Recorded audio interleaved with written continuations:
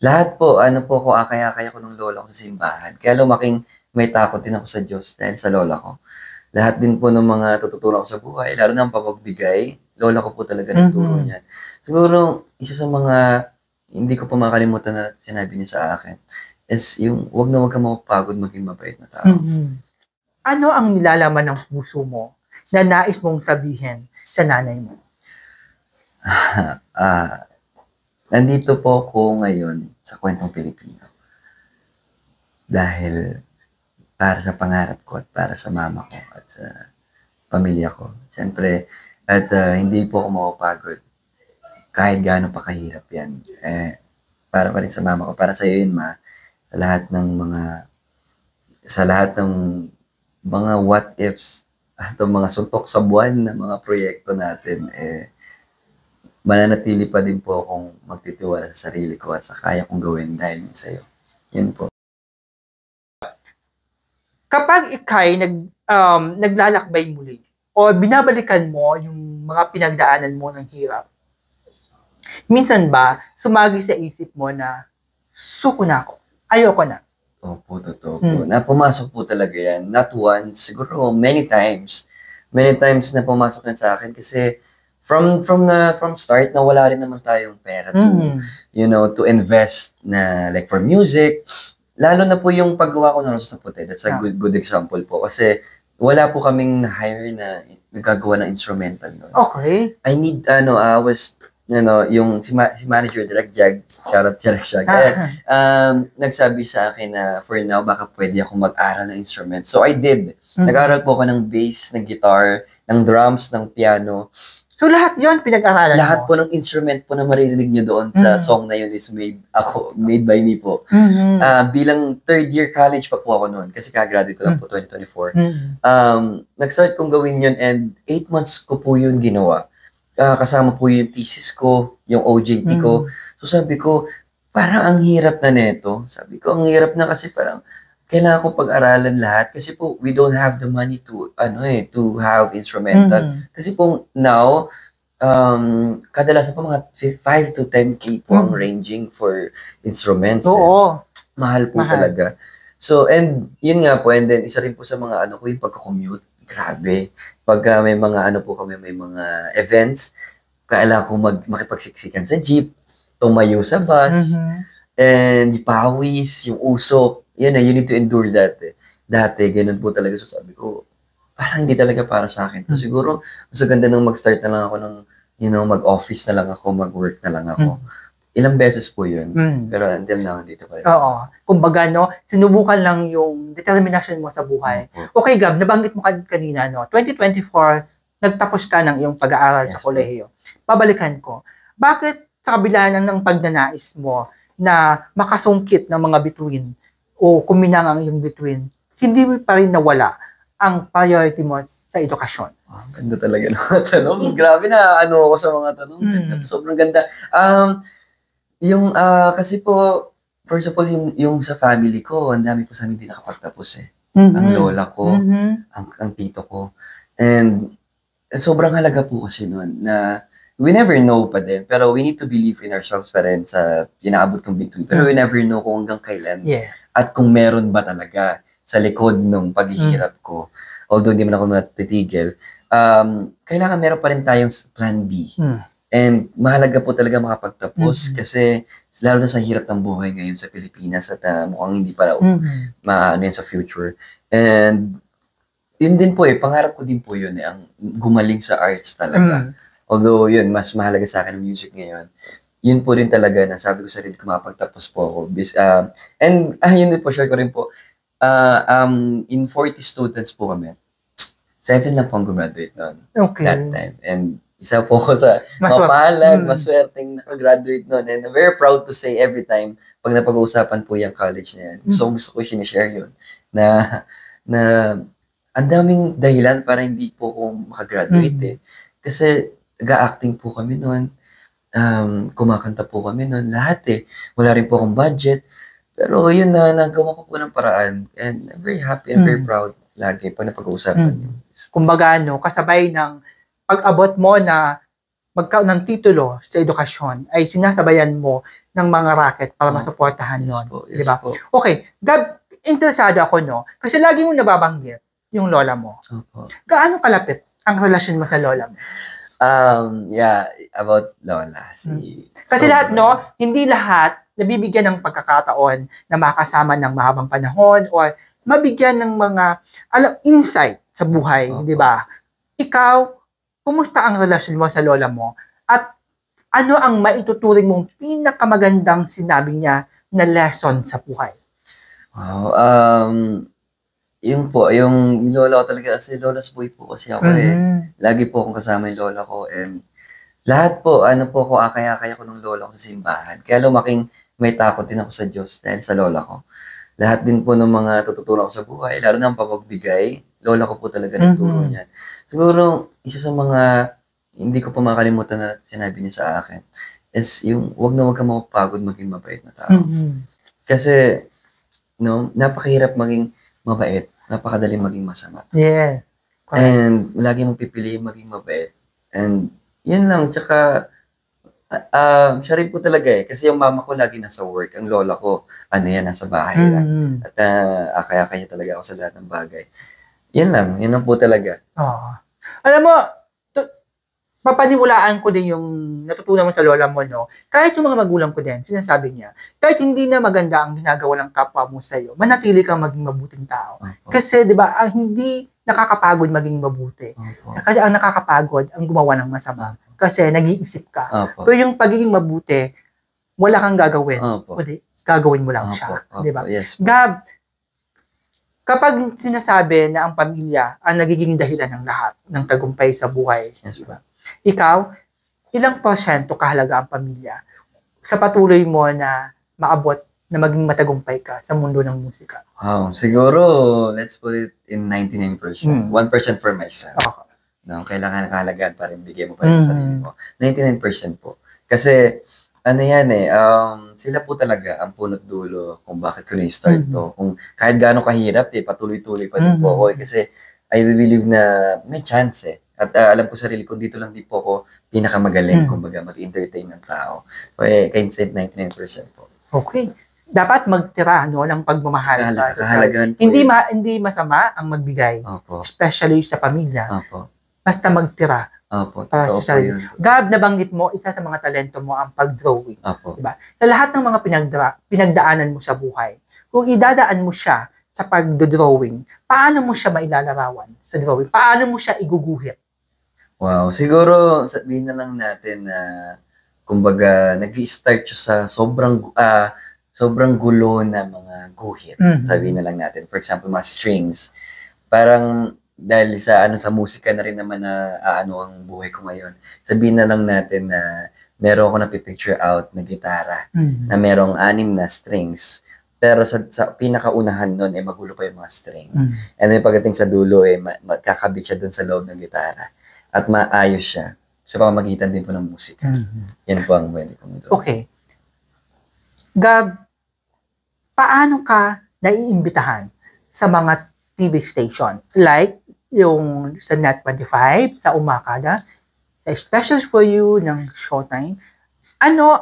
Sino at paano ka napupunta sa mga stasyon yan? Wow, good question din po yan. Siyempre, inaalay ko rin po yung kay Direk Jan sa Mabuhay PH. Ang kahalagaan ng Mabuhay PH sa buhay ko din. Bilang artist, sila po talaga ang walang sawang kumukuha ng connections, kumakausap ng tao. At kahit gaano po yung pagpapalakpak ng mga tao sa akin, behind that pa din po. Lagi ko po sinasabi na hindi ko rin po maabot yung kundi dahil sa Mabuhay PH. Yeah. Yun diba? Din po talaga. Anong nais mong sabihin sa Mabuhay PH ngayon na ikaw ay tinutulungan, ginagabayan, papunta doon sa iisang mithiin yung dalawa? No? Ano ang nais mong sabihin sa kanila?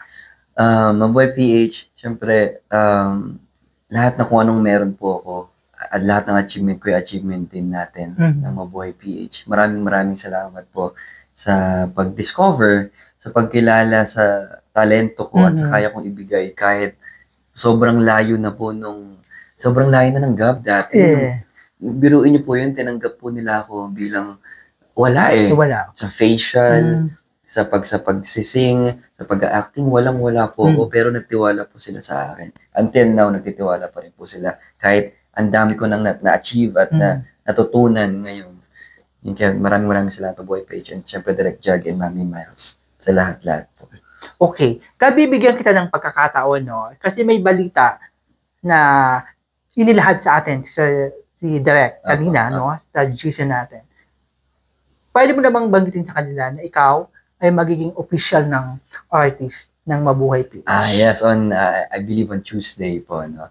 I'm very proud to say naman, syempre, na mag-prepare tayo for contract, and very deserving naman din Mabuhay Page to have me and to have them as my agency. Okay. Gab, congratulations. Thank you so much po. You are isang official artist na ng Mabuhay Page. Yes, Gab, ito, ako personal, makananay din ako. Ano? And marami din naman akong mga emosyon na naghalo-halo. Ikaw, kung idadaan mo sa awit ang iyong pagmamahal, pasasalamat sa iyong ina, anong awit kaya ang nais mong ialay sa kanya? Wow. Ganda niya na. Through the years. Okay. Maaari ba naming marinig sa iyo ang ilang kapirasong linya ng Through the Years? Okay. Pero chorus again. Yes. Through the years, you never let me down. You turn my life around. The sweetest days I found with you. Through the years, I've never been afraid of love that life we've made. And I'm so glad I stayed right here with you through the years. Thank you po. Ano ang nilalaman ng puso mo na nais mong sabihin sa nanay mo? Nandito po ako ngayon sa Kwentong Pilipino. Dahil para sa pangarap ko at para sa mama ko at sa pamilya ko. Siyempre, at hindi po ako mapapagod. Kahit gaano pa kahirap yan. Para pa rin sa mama ko. Para sa iyo yun, ma. Sa lahat ng mga what ifs at mga suntok sa buwan na mga proyekto natin, mananatili pa din po akong magtitiwala sa sarili ko at sa kaya kong gawin dahil sa iyo. Yun po. Okay, diba? Dapat hindi nawawala, no, yung pagmamahal natin sa mga nanay. Gab, ikaw, kailan ka unang nabigo sa pag-ibig? Wow. Nabigo, let's say, high school, puppy love, kumbaga. Yun po yun. Doon ko naramdaman. Kasi, matagal din po yun Parang matagal relasyon namin. Siguro, ilang years din. Siguro, hindi ko nababanggitin ilang years. Pero ilang years din po yan. And, nawala po kami ng year 2021. Okay. Yun. So, bilang si Gab, dumaan sa isang kabiguan sa pag-ibig. Ano naman ang pamamaraan mo upang makausad ka mula doon sa mapait na relasyon? What I mean ng mapait is, nagtapos siya sa hindi maganda, di ba? Hindi nyo nagpagpatuloy. Kasi may mga pagkakaiba, siguro sa inyong priority sa buhay. Paano ka umusad? Sobrang hirap din po, no? Kasi may proseso tayong tinatawag, di ba? Paano ka nagproseso? First of all po, siguro nakaproseso ko yun for about 7 months. 7 months po ang tinagal na yung sakit doon mayroon po akong nabasa sa isang Facebook post na you never forget talaga. You just, add more memories na pwedeng makalimutan yan. You never forget. Nandyan pa rin po yan. You just find someone or something na pwede ka maging masaya ulit. Kasi akala natin dati, pag nasa relasyon tayo, yun lang yung kasiyahan natin yun lang yung mundo natin. Yeah. So, ako po, ang ginawa ko nun, I build new memories na lang. I learn new stuff, like naglalaro po ako ng online games, at kumaibigan po ako sa maraming tao ulit, and eventually po, hindi ko siya nakalimutan, literal, hindi mo siya nawala. Pero, mas marami lang talagang mas masaya na ngayon. Kumbaga sa mga dati po. Yan po. Gab, noong nasa relasyon ka, Nagbago ba ang konsepto mo sa salitang pag-ibig noong naranasan mong mabigo? Opo, totoo po. So, pwede ko bang malaman, ano ang una mong konsepto ng pagmamahal noong mga panahong ikaw ay masaya? At ano na ang naging konsepto mo ng pag-ibig noong panahon na ikaw ay nabigo? Nung masaya po ako, parang dapat 100 to 1,000% ang binibigay eh. Kasi bata din po ako noon eh. And start parang yan talaga yung first love kumbaga natin eh. Ay yung ibinigay ko lahat eh. Ubus na ubus po ako. Tapos ano rin po eh, parang alam mo yun, kumbaga yung term natin ngayon, red flag. Andun na lahat ng red flag. Andun na lahat ng, kumbaga, alam mo sa sarili mo na baka pilit lang, baka hindi naman talaga gusto, ikaw lang may gusto, ikaw lang gumagawa ng fantasy ng relasyon niyo. Yun ako dati na handa ko ibigay lahat, kahit isakripisyo ko na, kahit maniwala po kayo na nagkatalo-talo pa po kami ng pamilya para lang po ipaglaban ko siya. Okay. Umabot kami sa noon, kahit lolas boy ako, kahit mamas boy din, malamat ako.